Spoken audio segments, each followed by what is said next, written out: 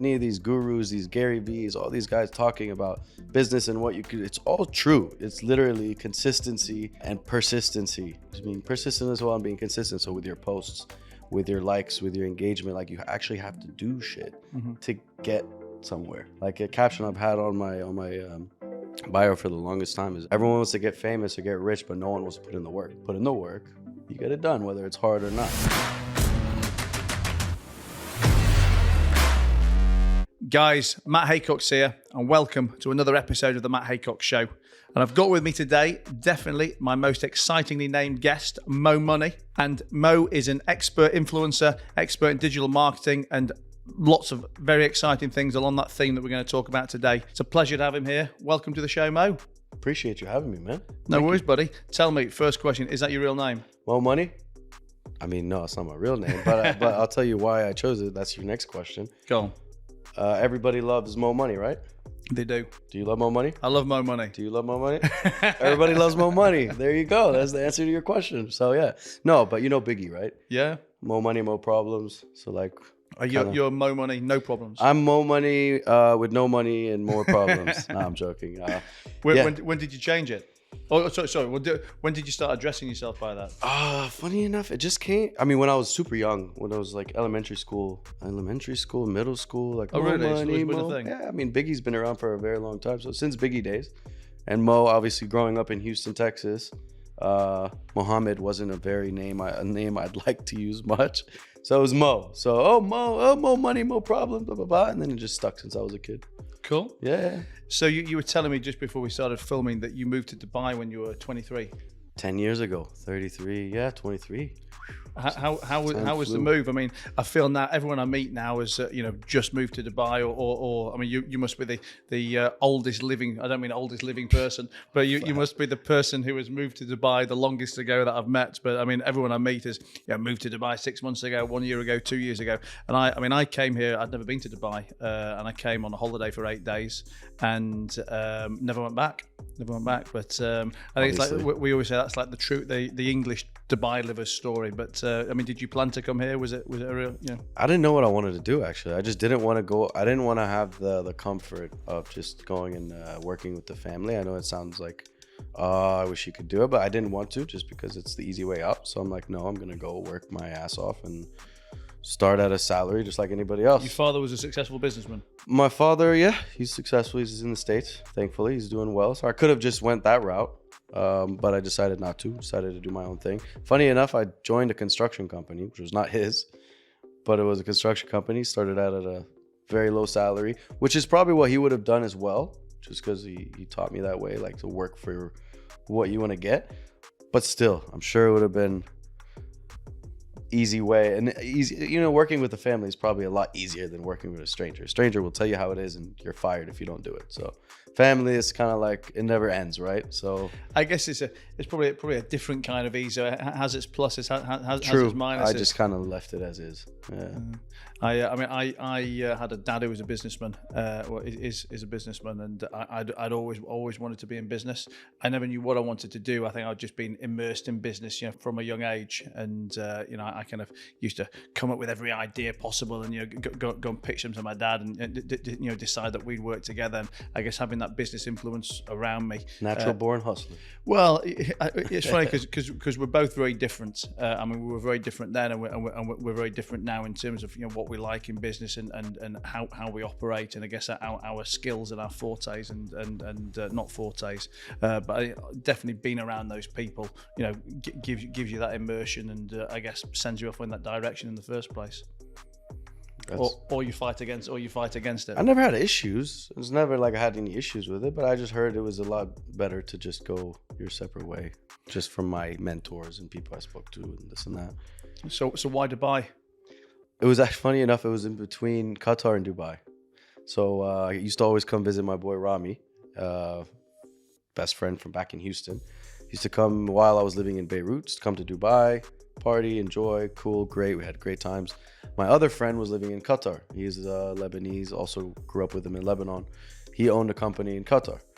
So I went to Dubai, then I went to Qatar. It was in between two of my friends. It was a plug, right? I was working for a construction company. They were both construction companies.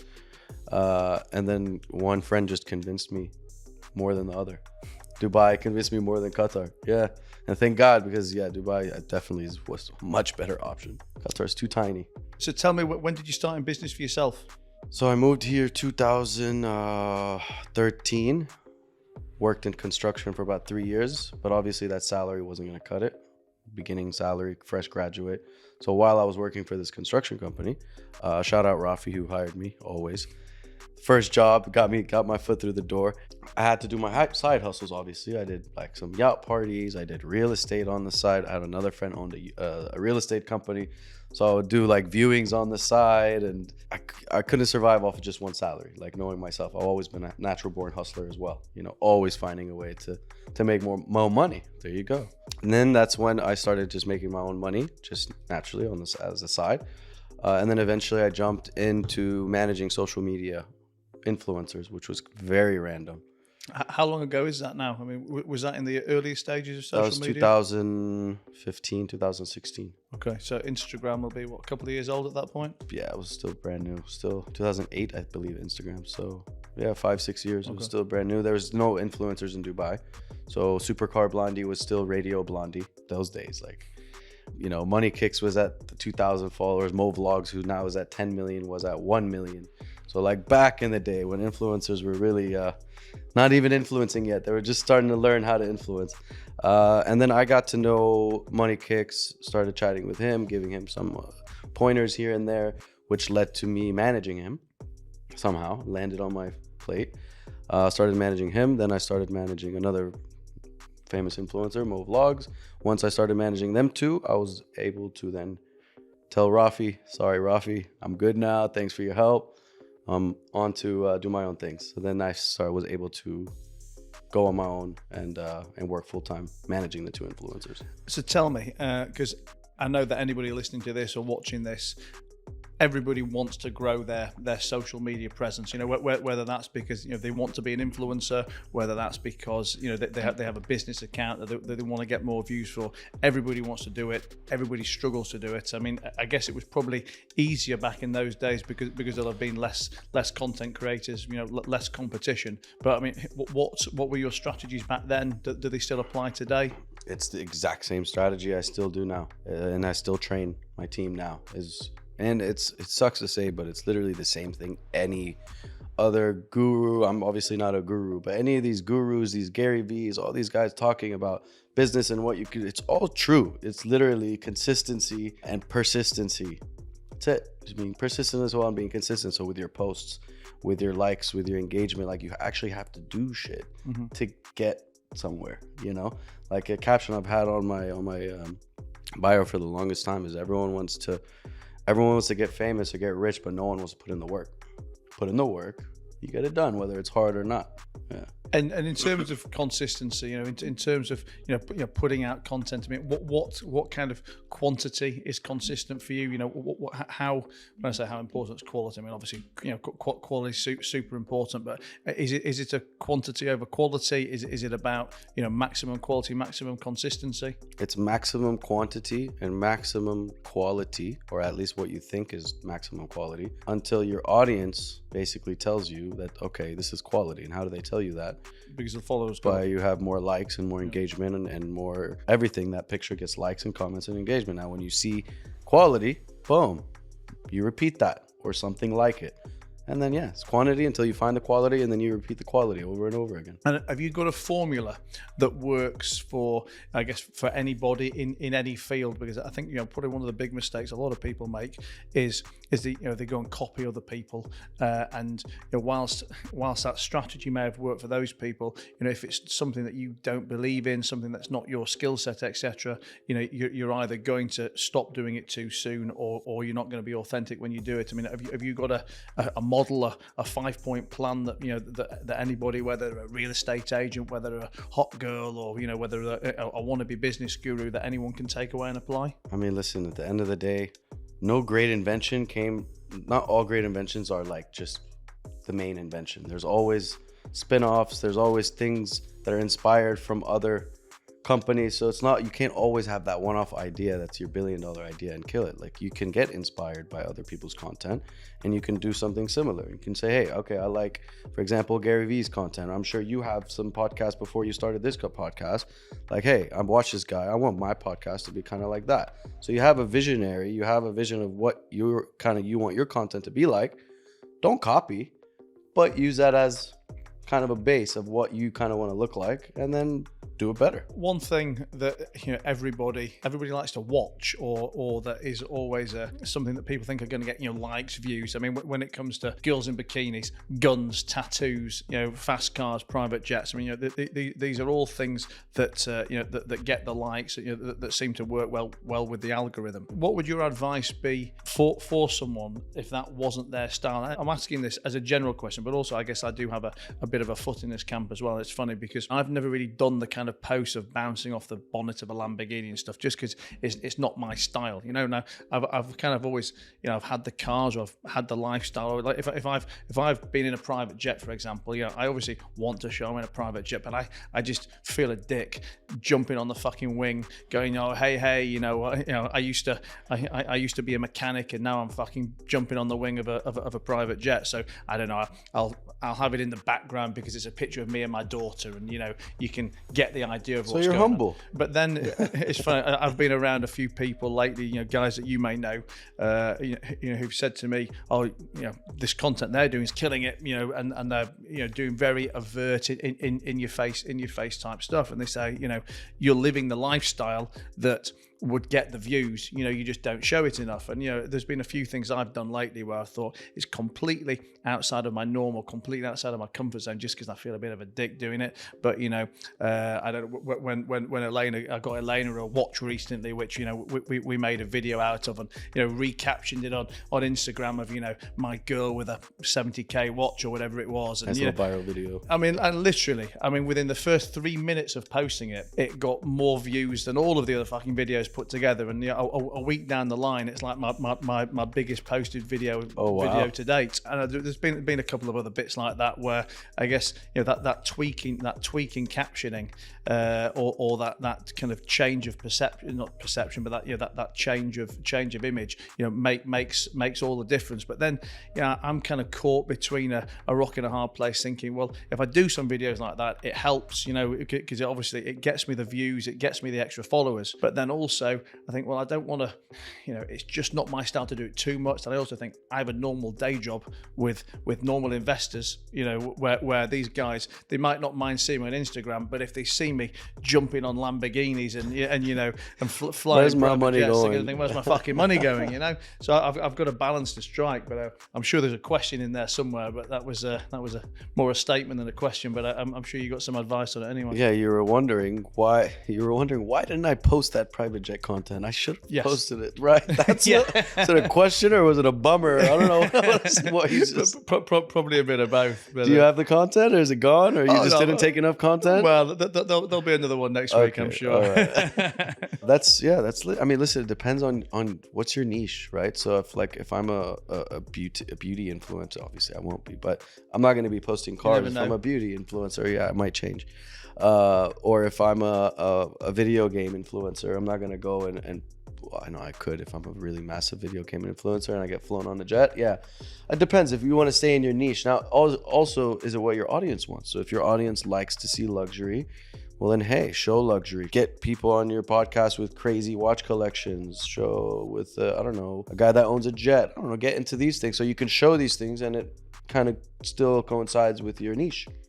The tip. But do you think that means, though, if some of these things don't apply to your niche, that it may ultimately limit the size of the audience that you can ever reach? No, and as long as you're not always just doing luxury. People want to meet the luxurious. People want to meet the ultra rich. People want to meet, the regular Joe Schmo. People want to meet this influencer on how he became famous and how he made, Mr. Beast made a couple billion. It just depends on the category. Now, if you saw that video got insane amount of views, then okay, well, that's a great, that, like I said, quantity until you find quality. There you found quality, you found something your audience is engaging in. So now figure out how you're going to tie that into your content is what I would suggest. If your audience accepts it continuously, then yeah. And are you platform agnostic? I mean, do you push your clients or people that you manage, to be doing this consistent quantity of content on all the across all platforms? boards, 100%. LinkedIn, Snapchat, TikTok, Instagram. TikTok now more than anything. TikTok has insane organic growth, way more than Instagram. Also because it's new, so like they want to get more people onto the platform. So TikTok is a lot easier to grow, but it's not as monetary. Influencers aren't making as much money from TikTok than from Instagram, because I run an agency, so obviously I see how much people are making on TikTok and Instagram is more demanded for some reason, even though the TikTok influencers are getting a lot more organic traction. But what's great is that you gain all the free organic traction from TikTok, and then you have your Instagram in there, and it'll take you. So if you're using TikTok, make sure you use TikTok like crazy as well. And when you say that not making as much money, you mean in terms of like doing a paid brand deals, post, yeah. So it's always I've always wondered, when an influencer has a presence across all platforms. I mean, obviously some are better than others, but do you ever try and sell just package deals? 100%. That's of course. So you have a rate card. I have my rate card. Here's my Instagram, my post, my reel, my Snapchat story, my Instagram story. Here's my rate card. If you want these as a package, then I can give you X amount of discount based on how much you get. And I mean, is it ever too late? I mean, I know it's getting harder and harder on all platforms. I guess just simply because of supply and demand. But I mean, have people missed a boat on any of these platforms? I mean, you tell me. A guy less than a year ago, which is still not too late, or maybe I don't know, probably less, that just smiles in a weird way and takes a picture and now has 80 million followers. You think it's too late for you? Come on 80 million in less than a year, and just because of all due respect, but like that's crazy. There's always room for madness, especially now with all this craziness happening with Elon and Twitter and Rumble and Andrew, like so much happening. Social media is on fire. So yes. What's the next platform? I mean, are you working on platforms or putting content on platforms that people haven't even really heard of yet? I'm watching this Rumble thing closely. I'm watching to see what this guy does. I haven't heard of that one. Andrew Rumble. Tate. You don't know Andrew Tate? Oh yeah. So you know how he got banned off of YouTube? Yeah. Canceled off the world. But he took all of his content. Now he's going onto Rumble. And now another guy, Iman Gadzhi, another smart guy, another guy that just got canceled off of YouTube, taking all of his content to Rumble. So I see a lot of people getting canceled, taking all their stuff on Rumble. So I'm curious to see what's happening with Rumble. Rumble's another YouTube. That's a YouTube style but platform, with freedom of speech. Say whatever the hell you want. Okay, I think now you've said that, I think I have heard of it. And I actually saw a platform the other day. Do you know Seth Godin? Is it Seth Rogen? No, Godin. He's like a old school marketing guy, like absolute genius, but like 65 years old, which is about 365 years old in these terms. But I'll write that down. Yeah, no, you'll love him. Very, very good stuff. But he does like a daily blog, and sometimes his blog's just like 3 lines long. Sometimes it's 20 paragraphs, sometimes it's 3 or 4 lines. But he sent a link through to a new social media platform that he started putting content on, which is like completely decentralized, and it looks like a very old school version of Facebook, like Facebook and Twitter combined into one. But I don't know how it's going to play out. I guess that's the problem with all of the new platforms, that people are typically too lazy to want to put any effort in at the beginning because no one's ever heard about them. But that's the time to get the best traction for later on. And then when you leave it 3 or 4 years till everybody else is doing it, then it's demoralizing and demotivating because they can't get any growth. But I guess it's the same attitude to laziness in any industry, isn't it? Yep. And I mean something new is happening, something fishy is happening. There's crypto, there's NFTs, there's Web3, there's the crash of the financial market in America. There's so much stuff happening. There's people getting canceled. There's Elon on, bringing people back, Trump and Andrew Tate unbanning people. So there's a lot of hustle and bustle and mystery happening. So that we are in still a reset. We are still in a new cycle, whether it's a New York Stock Exchange or whether it's crypto or all of this. We're still in a vicious cycle. So now is the time to be like, no, it's definitely not too late for anything, because it's still like we're at the bottom again. So you can definitely, it's a good time. So what's next for Moe Money, other than Moe Money? Moe Money, that's the plan, man. That's the Moe plan. Money so for Moe Money. I have I've launched 2 years ago launched BG Medias, which is a full service digital agency based here in Dubai. Based in Dubai, yeah. Shout out BG Medias, yeah. Always plug. I also launched my own NFT collection in August in a bear market. Sold out completely. It was a free mint, so I sold out a free mint, but it's not free because people need to pay gas. They need to pay 30, 40, 50 bucks of gas. But I sold out 10,000 NFT. What's the theme? What does it do? It's called the Pixelated Ape. So it was a derivative of Bored Ape Yacht Club, and that was just because we wanted to get the big blue chip holders, and which worked. Sold it out, and now we got a lot. It's like a whole. I can go on and on, but it's basically, we've got an incubator going on, launching projects. We've got a token that we're launching. We have a second collection launching next week. We got a lot going on. So definitely check out the Pixelated Apes. Oh, buddy. Well, thanks a lot for being here. And I guess for anybody who wants to check all this stuff out, where can they find you? Moe Money. Moe Money Official, actually on Instagram. That's Moe M-O-E. M-O-E, Money Official. Then there's YouTube, Moe Money. And just type in Moe Money and you'll find me. I hope so. Well, thanks a lot for being here, Mo. And guys, as always, I'm the Matt Haycox. That's TheMattHaycox on all things social. And I look forward to seeing you again with another great guest next week. Thanks a lot, Mo. Thanks, brother. Have a good one, man. Cheers.